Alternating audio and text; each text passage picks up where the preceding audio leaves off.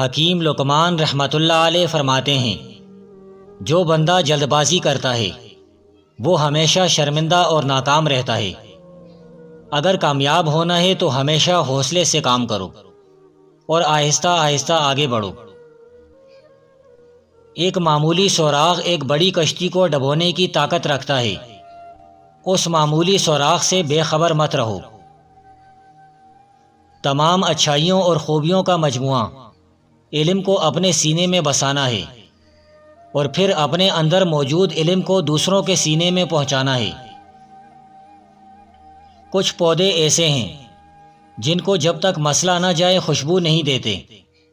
بالکل اسی طرح کئی لوگ ایسے ہیں جو صرف بحران اور غربت میں چمکتے ہیں۔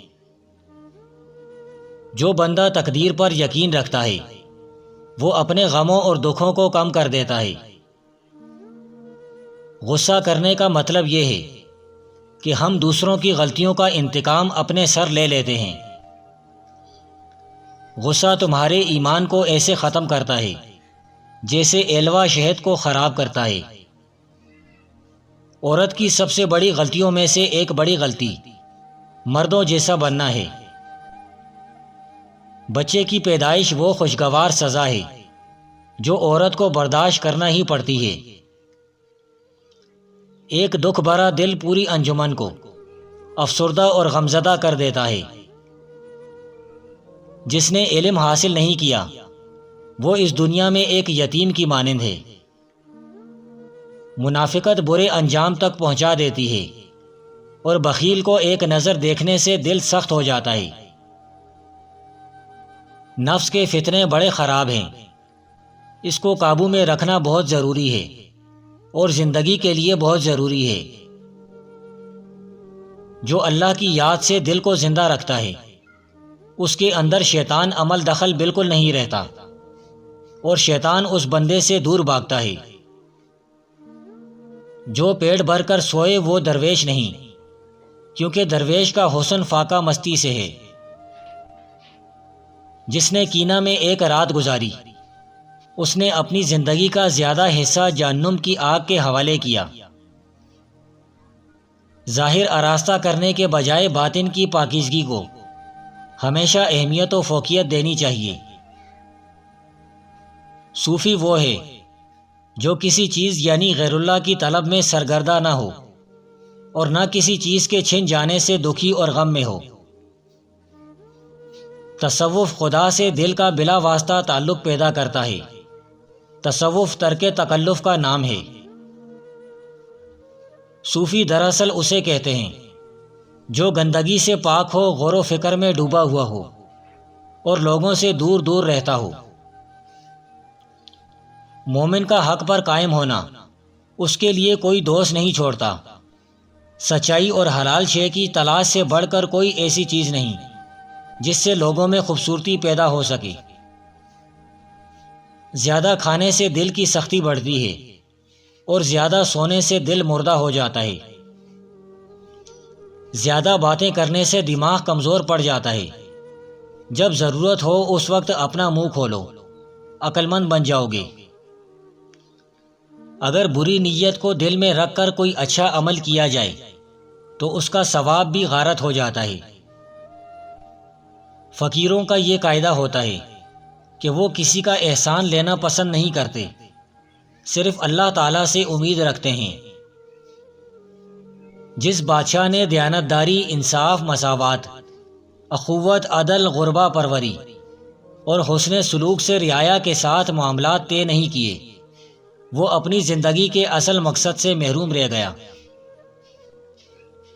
رہبر کی تلاش کرنے کے بعد اس کے دامن سے وابستہ ہونا لازم ہے اور رہبر کے بغیر کبھی مشکل دور نہیں ہو سکتی۔ بندہ گناہوں اور خطاؤں سے بھرا ہوتا ہے اور حضور نبی کریم صلی اللہ علیہ وسلم کے سوا بروز حشر کون شفاعت کرے گا؟ قلب کی حقیقت و ماہیت معلوم کرنا بہت ہی دشوار ہے۔ اللہ تعالیٰ عام بندوں پر عذاب اور خاص بندوں پر عتاب نازل فرماتا ہے۔ خوش آمدی لوگوں سے کنارہ کش رہو، اس لیے کہ ان سے مصیبتیں جنم لیتی ہیں۔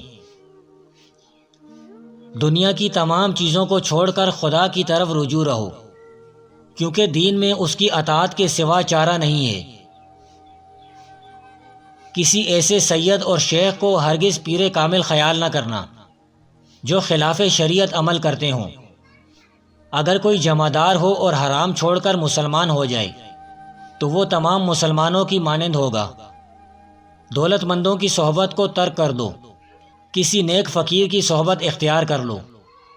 اگر کسی کچرے کو لال کے ساتھ پرو دیا جائے تو وہ ہرگز لال نہیں بن جاتا۔ علم نر ہے اور عمل مادہ، دین و دنیا کے کام ان کے ملاب سے ہیں۔ روز پانی کے ساتھ لیچی اور سونف کھا لیا کرو، پیٹ کی چربی ایسے ختم ہوگی پتہ بھی نہیں چلے گا۔ میں نے تنہائی سے بڑھ کر اخلاق کو بہتر بنانے والی چیز زندگی میں نہیں دیکھی، کیونکہ جب کوئی تنہائی میں ہوتا ہے تو اللہ کے علاوہ کسی شے کی طرف نگاہ نہیں کرتا۔